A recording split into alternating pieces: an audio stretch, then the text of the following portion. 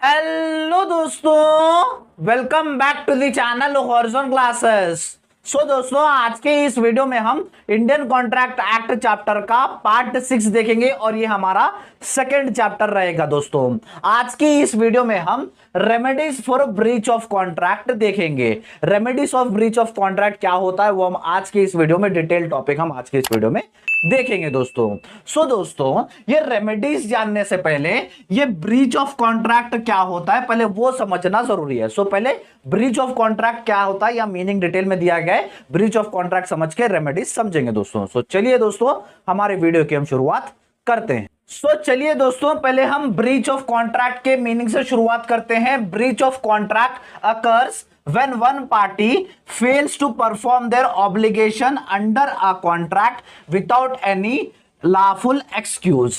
Breach of contract तब होता है जब एक पार्टी अपनी जितनी भी ऑब्लिगेशंस, अपनी जितनी भी जिम्मेदारी है जो कॉन्ट्रैक्ट में लिखा गया है उसको पूरा नहीं करती है विदाउट एनी लॉफुल एक्सक्यूज। जो लॉ में लिखा गया है एक्सक्यूज, वो एक्सक्यूज नहीं है उसके पास, फिर भी वो अपने ऑब्लिगेशंस को पूरा नहीं कर रहा है, तो वहां पर क्या होता है, ब्रीच ऑफ कॉन्ट्रैक्ट होता है ना। कॉन्ट्रैक्ट को तोड़ा जाता है, कॉन्ट्रैक्ट में जो लिखा गया है उसको तोड़ा जाता है, जिसे हम कहेंगे breach of contract. Breach of contract है ना जहां पर एक पार्टी अपनी जितनी भी जिम्मेदारी, अपनी जितनी भी ड्यूटी जो कॉन्ट्रैक्ट में लिखा गया है उसे पूरा नहीं कर रही है, तो उसे कहेंगे दोस्तों हम ब्रीच ऑफ कॉन्ट्रैक्ट। जैसे एक एग्जांपल है, ए एंड बी है। ए क्या कर रहा है, बी को अपनी प्रॉपर्टी बेच रहा है। ए ने क्या कर दी, ओनरशिप भी कर दी बी के नाम पे, लेकिन बी ने अभी तक पूरे पैसे नहीं दिए, तो उसे कहेंगे ब्रीच ऑफ कॉन्ट्रैक्ट। यानी बी यहां पर क्या कर रहा है, कॉन्ट्रैक्ट को बीच कर रहा है दोस्तों। ये हो गया हमारा ब्रीच ऑफ कॉन्ट्रैक्ट का मीनिंग। अभी डिटेल में समझेंगे।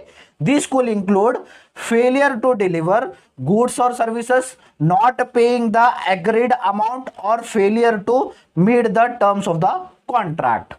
सो दोस्तों, इसमें कुछ भी आ सकता है। इसमें आ सकता है जैसे बिजनेस के हिसाब से आपने गुड्स एंड सर्विसेज डिलीवर करने में फेल हो गया अपने कस्टमर्स को, या तो फिर जो एग्रीड अमाउंट लिखा गया है कॉन्ट्रैक्ट में वो आपने पे नहीं किया, या तो फिर और दूसरे जो भी टर्म्स एंड कंडीशंस है उसको आपने पूरा नहीं किया, तो इसे कहेंगे हम ब्रीच ऑफ कॉन्ट्रैक्ट। ब्रीच यानी तोड़ना, कॉन्ट्रैक्ट को तोड़ना, यानी कॉन्ट्रैक्ट जब आप तोड़ता है तो उसे कहेंगे ब्रीच ऑफ कॉन्ट्रैक्ट। ये तो हमने देख लिया ब्रीच ऑफ कॉन्ट्रैक्ट का मीनिंग, कॉन्ट्रैक्ट तोड़ना। लेकिन इसका उपाय क्या हो सकता है, इसका समाधान क्या हो सकता है, वो आप remedies of breach of contract में पढ़ते हो। रेमेडीज का मतलब उपाय या तो फिर समाधान हो सकता है। So remedies of breach of contract में क्या करते हो, अगर कोई पार्टी अपनी ऑब्लिगेशन नहीं निभा रहा है तो उसका उपाय क्या हो सकता है, उसका समाधान क्या हो सकता है, आप रेमेडीज में पढ़ते हो। टोटल 5 रेमेडीज है जो आपके इंडियन कॉन्ट्रैक्ट एक्ट में लिखा गया। ये 5 के 5 हम डिटेल में पढ़ेंगे दोस्तों, जिसमें फर्स्ट है दोस्तों suit for damages. Suit for damages यानी जो भी अगर एक पार्टी अपने ऑब्लिगेशंस पूरा नहीं कर रही है तो उस ऑब्लिगेशंस पूरा नहीं करने से दूसरी पार्टी को कुछ डैमेजेस हो रहे हैं। सो डैमेजेस जो पार्टी हो रही है, जिसे डैमेज हो रहा है, वो दूसरी पार्टी के ऊपर केस कर सकती है और जितना भी डैमेजेस हुआ है उससे वो क्लेम कर सकती है। सबसे मोस्ट कॉमनली चीज होती है, रेमेडी हो सकती है। जैसे फॉर एग्जांपल एक होलसेलर है, होलसेलर को एक कस्टमर ने ऑर्डर दिया कि मुझे इस चीज के 100 यूनिट चाहिए, तो होलसेलर के पास वो चीज नहीं है, तो उसने क्या किया, कंपनी को ऑर्डर दे दिया कि मुझे इसके 100 यूनिट चाहिए, लेकिन कंपनी ने उस होलसेलर को टाइम पे डिलीवर नहीं किया। टाइम पे डिलीवर नहीं किया तो कस्टमर उसका लॉस हो गया और उसकी ब्रांड इमेज भी गिर गई उस होलसेलर की। तो होलसेलर कंपनी के खिलाफ अपने डैमेजेस के क्लेम कर सकता है उस कंपनी के खिलाफ है। सो सूट फॉर डैमेजेस है जो कंपनी का या तो फिर जो भी चीज का जो पार्टी का डैमेजेस हुआ है वो क्लेम कर सकता है जिसने ऑब्लिगेशंस पूरा नहीं किए।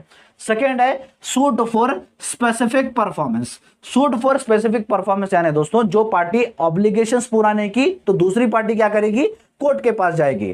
कोर्ट क्या करेगा, उस पार्टी को ऑर्डर देगा कि जितने भी तेरी ऑब्लिगेशंस है उसे पूरा कर दे। यहां पर तो कंपनसेशन मत दे, कुछ भी मत दे, लेकिन जितने ऑब्लिगेशंस तेरे कॉन्ट्रैक्ट में लिखे गए उतना तो पूरा कर दे बोल के यहां पर कोर्ट ऑर्डर देता है जिसने पूरी नहीं की है। जैसे फॉर एग्जांपल है, एक पेंटर है, एक पेंटर ने क्या किया, पेंटिंग भेज दी कस्टमर्स को, कस्टमर ने पैसे दे दिए लेकिन पेंटर ने अपनी पेंटिंग नहीं डिलीवर की, वो पेंटिंग प्रीशियस थी। तो जो कस्टमर है वो कोर्ट के पास गया, कोर्ट ने ऑर्डर दिया पेंटर को कि अपनी अपनी ऑब्लिगेशंस पूरी कर दे और पेंटिंग डिलीवर कर दे। उसके बाद दोस्तों हमारा थर्ड है suit for injection. Suit for injection में क्या होता है, कॉन्ट्रैक्ट बनाते टाइम ही दो पार्टीज एग्री करती है कुछ टर्म्स में, जैसे अगर हम कॉन्ट्रैक्ट बना रहे हैं तुझे ये चीज नहीं करनी है, वो सूट फॉर इंजेक्शन में करते हैं। अगर एक पार्टी ऑब्लिगेशन नहीं निभा रही है और जो चीज उसे नहीं करना है वो कर रही है, तो दूसरी पार्टी क्या करेगी, कोर्ट में जाएगी, कोर्ट में जाके अपील करेगी, तो कोर्ट क्या करेगा, ऑर्डर देगा उस पार्टी की कि तुझे ये चीज नहीं करनी है। फॉर एग्जांपल एक रेप्यूटेड कंपनी है, कंपनी ने क्या किया, एक सीईओ पोस्ट के लिए एक पर्सन को अपॉइंट किया। अपॉइंट करते टाइम कॉन्ट्रैक्ट में ये लिख रहा है कि मैं तुझे अपॉइंट कर रहा हूं, लेकिन तू अगर मैं निकाले के बाद मेरी कंपनी से 1 साल तक मेरे कॉम्पिटिटर के पास काम नहीं करेगा। अगर वो निकाले के बाद कॉम्पिटिटर के पास जाकर काम कर रहा है तो जो कंपनी क्या करेगी, उसके पास केस करेगी, तो कोर्ट उसे ऑर्डर देगा कि वो तो ये नहीं कर सकता बोल के दोस्तों। उसके बाद फोर्थ है suit for rescission of contract. Rescission of contract वो होता है जो पहले से ही कॉन्ट्रैक्ट बनाते टाइम ही पहले से ही वो कॉन्ट्रैक्ट एग्जिस्ट ही नहीं करता लॉ में। जैसे कॉन्ट्रैक्ट बनाते टाइम एसेंशियल एलिमेंट्स प्रेजेंट होने चाहिए कॉन्ट्रैक्ट में, सो अगर वो एसेंशियल एलिमेंट्स प्रेजेंट नहीं रहे कॉन्ट्रैक्ट में तो कॉन्ट्रैक्ट ही नहीं कहलाया जाएगा। फॉर एग्जांपल के तौर पर ए है, बी है, ए क्या कर रहा है, बी को अपनी कार बेच रहा है। कार बेचते टाइम बोल रहा है कि ये कार ब्रांडेड है, लेके सिर्फ 2 दिन ही हो गए, ब्रांडेड कार है बोल रहा है, लेकिन बी को कुछ समय के बाद पता चल रहा है कि उस कार में इंजन ही नहीं है। सो यहां पर क्या हो रहा है, फ्रॉड से या तो फिर मिस रिप्रेजेंटेशन ऑफ फैक्ट से वो अपनी कार बेच रहा है। तो यहां पर क्या करोगे, कोर्ट क्या करेगा, कॉन्ट्रैक्ट टर्मिनेट करेगा और जो ने पैसे दिए थे कार के बदले उसे उसके पैसे देने होंगे और वो कार वहां पर चली जाएगी और दोनों के जितने भी ऑब्लिगेशंस है वो यहां पर पूरे कर दिए जाएंगे और दोनों को इस कॉन्ट्रैक्ट से आजाद कर दिया जाएगा। उसके बाद लास्ट है suit for quantum merit. Quantum merit क्या होता है, क्वांटम मेरिट का लैटिन वर्ड में एक मीनिंग है दोस्तों, as much as he deserve, यानी वो जितना डिजर्व करता है उतना उसे मिलना चाहिए बोल के क्वांटम मेरिट का मतलब है लैटिन में। इसमें क्या होता है, अगर एक पार्टी क्या हो रही है, अपनी ऑब्लिगेशन पूरा नहीं कर रही है, लेकिन उसने क्या कर दिया है, 90% अपनी ऑब्लिगेशन पूरी कर दी है, सो जितना भी उसने 90% अपनी ऑब्लिगेशन पूरा कर दिया है तो उसे उतने पैसे मिलने चाहिए बोल के यहां पर रेमेडी कहता है दोस्तों। जैसे फॉर एग्जांपल है, एक कॉन्ट्रैक्टर है, कॉन्ट्रैक्टर को पूरी रोड बनानी है, तो उसने क्या किया, 90% रोड बना दी, 100% बनाना है लेकिन 90% रोड बना दी। अब 90% बनाने के लिए उसे मटेरियल लगता है, लेबर लगता है, इक्विपमेंट लगते हैं, सो जो 90% उसने काम किया है उसके पैसे उसे मिलने चाहिए बोल के क्वांटम मेरिट कहता है दोस्तों। ये थे दोस्तों हमारे 5 remedies for breach of contract. ये 5 उपाय हो सकते हैं जब कोई भी पर्सन या तो फिर कोई पार्टी अपने ऑब्लिगेशंस पूरा नहीं करता है। एक बार जल्दी से स्क्रीनशॉट ले लीजिए दोस्तों।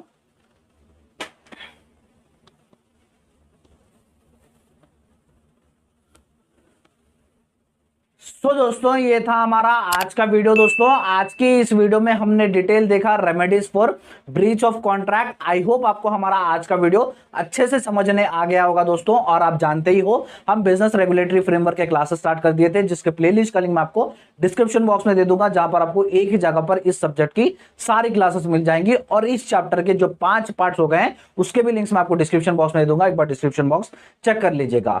वीडियो अच्छा लगा तो वीडियो को लाइक कर दीजिए, चैनल को सब्सक्राइब कर लीजिएगा और अपने सारे फ्रेंड्स के साथ इस वीडियो को शेयर कर दीजिएगा दोस्तों। Thank you so much.